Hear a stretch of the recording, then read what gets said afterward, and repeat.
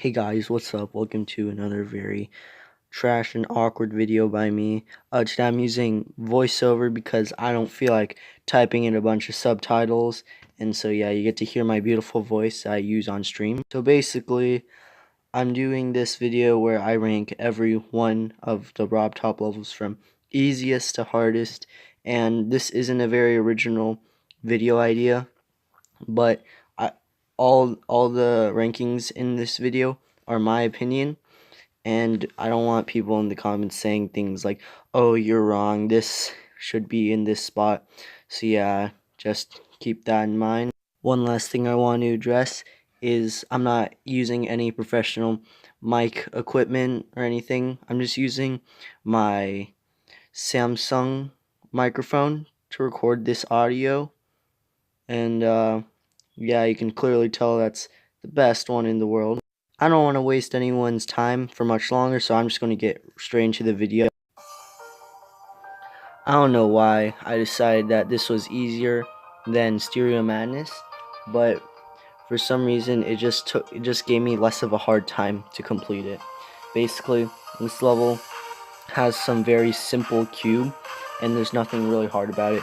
The ship part is really easy, and there's no triple spikes unlike Stereo Madness, and some people argue that the jump pads in this level make it more confusing, but personally I feel like that jump pads are really easy to learn and they're not a really difficult concept, and that's why I feel that this is easier than Stereo Madness. The second easiest level in the game is Stereo Madness. Now, judging by the first 20 seconds of the level, you can say, yeah, this is the first level of the game. It's the easiest. But after the really easy ship section, the second cube, it's actually kind of tough. Like, not gonna lie, when I first tried to beat it, it took a little bit of time to learn it. And there's actually two triple spikes. I don't know if you guys can counter anything, but there's more triple spikes in Stereo Madness than all three of the Robtop demons combined. The third easiest Robtop level in the game is the third level, Polargeist. It introduces jump orbs, which, like the jump pads, it's nothing too hard to learn. There is a trickier ship section in the middle.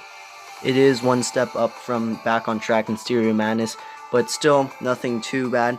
And the cube after the ship section is actually pretty tricky. Actually, took me a little bit to learn, but it's still nothing too bad compared to other levels in the game. This may come as a surprise to some people, but I feel like base after base is pretty easy. It's not confusing, and the ship section is very easy, and there are very few upside down sections in the level. One more thing I'd like to add is for the people who say that music helps them beat a level. The music in this level is actually pretty dope, and I really liked it when I first heard it. It's just a really cool song, and if it really helps you play the level better, then yeah, this level's for you. Not gonna lie, this level is actually pretty similar to base after base, but it's the ship sections that just make it a tad bit harder. It's not confusing, and there are a few upside down parts, but other than that, this level isn't really too special. Its gameplay in the cube parts is pretty consistent, and besides the ship part, nothing really stands out in difficulty. Before I start talking about Can't Let Go, I just like to point out that I feel like this level is really annoying because of its really tricky timings and the upside down cube near the end of the level. But the ship part is actually pretty chill, and the drop is also kind of chill. Like, so you get to take a break from all the hard timings and upside down. Now, I've seen some people say that this level is actually easier than Can't Let Go, but I have to disagree with them. Even though the timings aren't as tricky, you have to know the level better. And because I say this because, like, one thing that kept confusing me was like I didn't know when to jump, and there is a pretty tricky cube part where it switches between upside down and normal around 50% your level, and the second ship part is pretty tricky as well. Me and all my friends who have played this game can agree that blast processing is one of our favorite levels because the gameplay is pretty easy and fun. It's pretty chill. There's no fast sections that can kill you, and this is pretty consistent, and there's no speed changes in this, and we all know this level came out in 1.9 and there was speed changes by the time this level came out. And yeah, it's just kind of fun and chill to play, so there's nothing really special about it. Some people might be surprised about this, but personally I feel X Step is the 9th easiest level in the game. It's at the first half isn't too confusing. There is a second cube which is literal hell. It's just a bunch of memorization, and the ship parts are a little bit tight, but it's really nothing too bad, really. So this is the point in the video where the levels here are actually getting pretty hard and difficult, but Theory of Everything is pretty straightforward. It's really consistent in its difficulty. There are some tight ships or UFO sections, and there are some mini parts which are harder to control, especially the mini ship, but other than that it's pretty straightforward, and this level is relatively easy compared to some. So the 11th easiest level is Time Machine, and I think I can sum up this level in 2 words: triple spikes. And just like Time Machine, there is a lot of triple spikes in cycles, but what makes this level a lot harder is that there's a tight ball section that's right at the end of the level and can kill a lot of people and is very frustrating. And the ship part right after the first ball is pretty hard to learn actually. It's simple, but it took me a while to learn. But the first ball, the one that's showing right now, isn't too bad. This is probably the easiest part of the level. In my opinion, the 13th easiest or 8th hardest level in the game is Geometrical Dominator. Now, the main reason for this level's difficulty is the moving objects. These moving objects require a lot of memorization, and another notable thing about this level is the memorization cube at the end. It takes a little bit of time to learn, but there are speed changes, which is a step up from blast processing, which theoretically should be the same difficulty. I don't know why, but I struggled with Electroman Adventures. I think the main reason I struggled with this is because of the mini-ship section. Now, as we all know, the mini-ship is dreaded because it is hard to control, especially in slow speed, and that's what makes it pretty difficult. There are also some transition and mini-cube parts at the end, which make this level a little bit extra cancerous, because we all love that in our levels.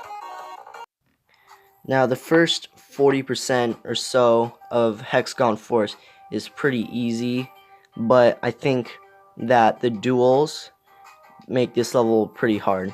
It's really inconsistent, and it's kind of tough to learn, especially the ball one, around 50%, and the last slow speed mini-ship duel is hard to control, as I mentioned before. The fact that the mini-ship is a duel doesn't really help with the fact that it's hard and inconsistent, and that's what kills a lot of people. And I'd also like to mention how Mers died at 98%. It's pretty funny. Should watch his video. as of 2.1, this is the most recent level in the game, and there's really nothing too special about it. It's really consistent in its difficulty.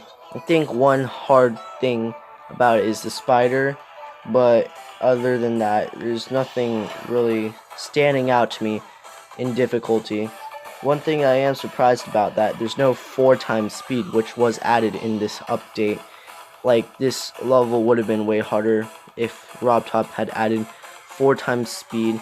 I'm not taking the third coin into consideration of how hard this level is, but I just want to like recognize how people kind of overestimate it, because even though the mini coins look small, the hitboxes for them are actually a lot bigger than they appear, and I had no trouble getting it.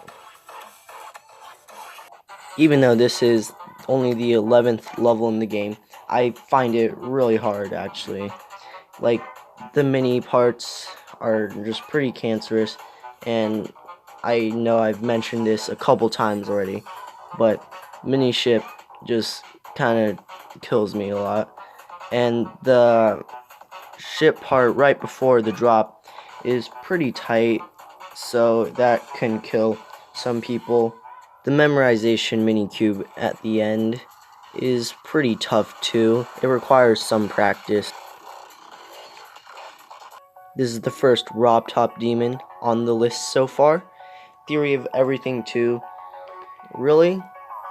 This level is pretty consistent in its difficulty, except for that ship part at 81%. It's just really hard and tight. And so, if you have your UFO like timings down, and you know all the fakes, and you have the magical powers to fluke the ship part, yeah, this is a GG.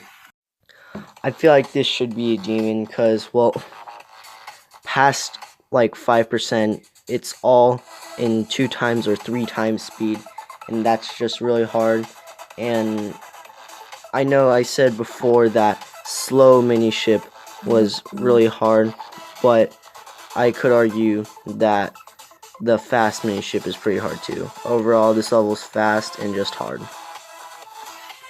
Moving on to Club Step, the second hardest level in the game in my opinion. The reason I think this is harder than both Theory of Everything 2 and Electrodynamics is that this level has a lot of memorization, as you can see.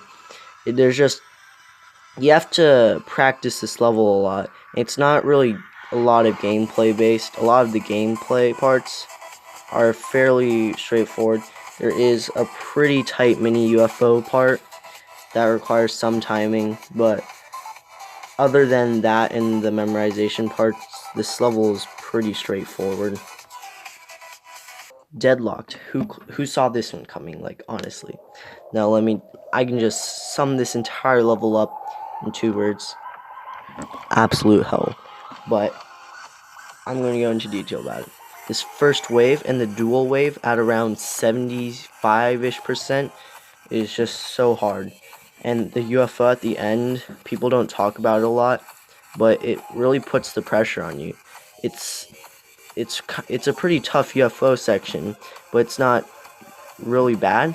But the fact that it's at the end of the level can like really mess you up. And another thing is the teleporting portals. That's just kind of trippy, honestly.